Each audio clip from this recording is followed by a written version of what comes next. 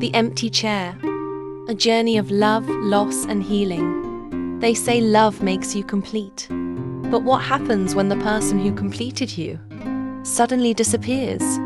Michael Adams, a 38-year-old architect, lived a peaceful life in New York with his wife Anna. They had a small apartment with two things always constant: the smell of coffee and laughter. Every morning, Anna would sit by the window reading a book. Michael would say, "You always finish books faster than me." Anna would smile. "That's because I don't just read them, Michael. I feel them." Those were the days when silence had meaning, and every morning felt like a promise. But one rainy evening, the promise broke. Michael got the call. An accident. Anna was gone before the ambulance arrived.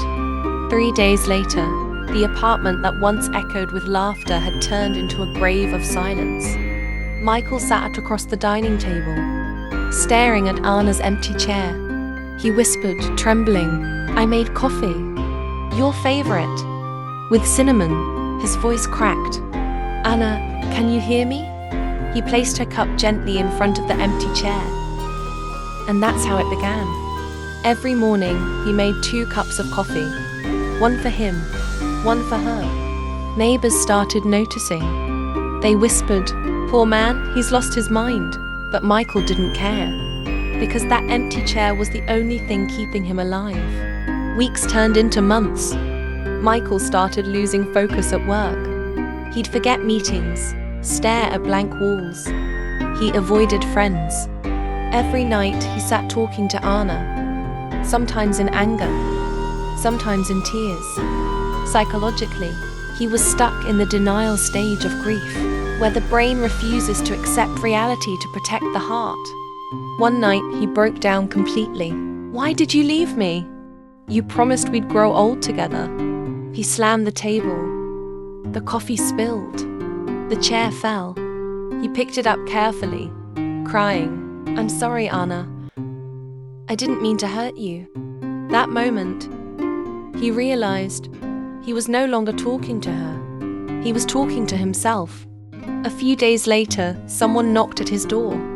Dr. Lavra Green, a clinical psychologist who lived in the same building. Greater than, "Hi, Michael. I've noticed you've been struggling." He sighed. "I'm fine." She smiled softly. People who say they're fine usually aren't. She didn't try to fix him.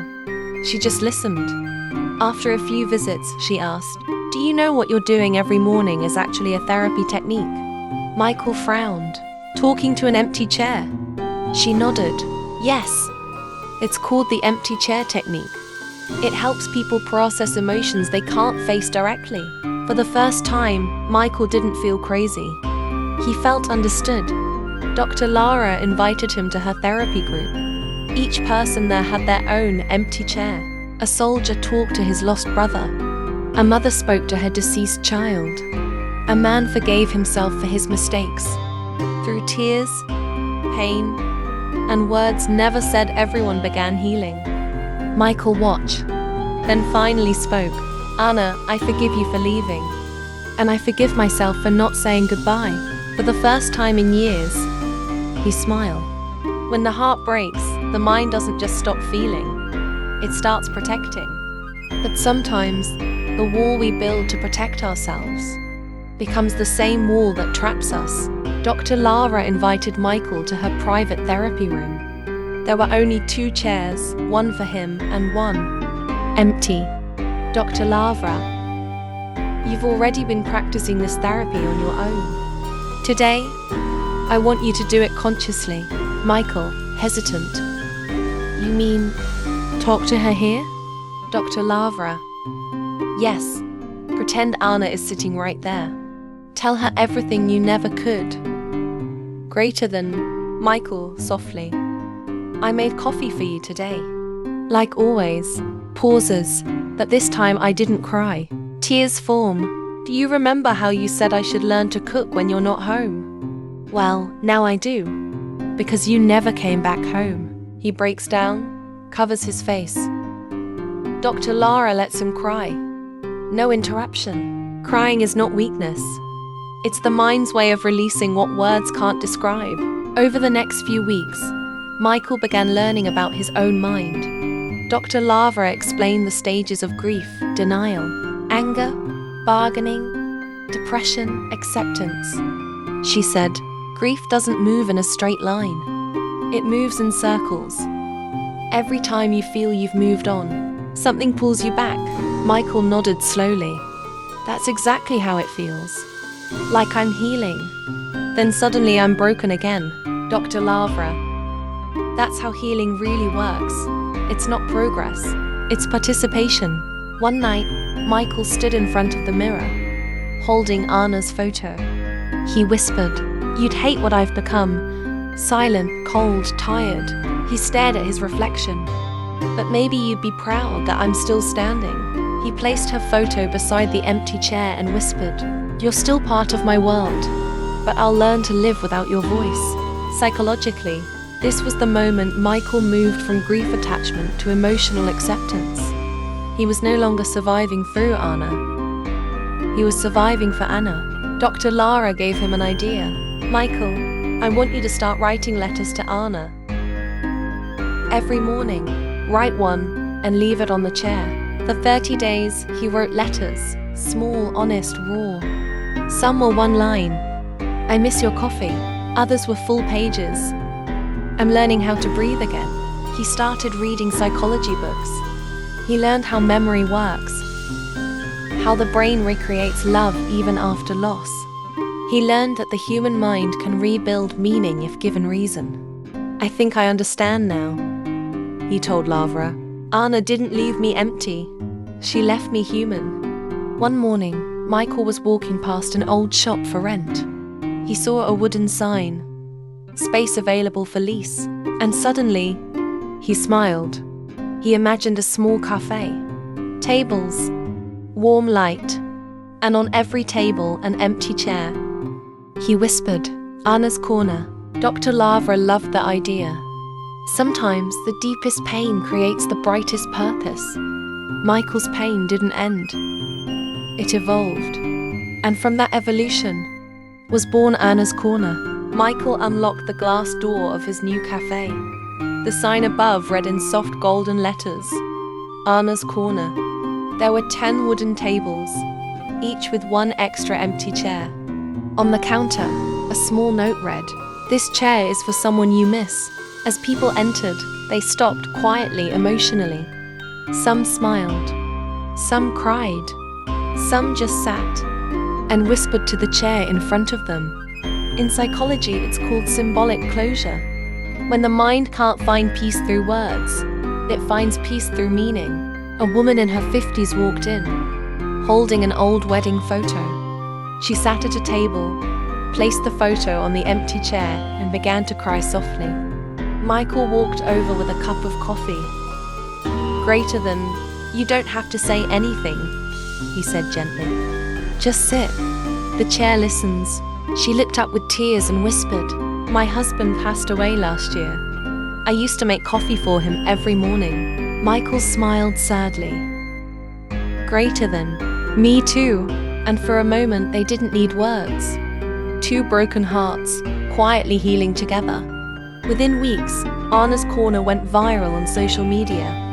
People shared pictures of their empty chairs, their letters, their healing stories.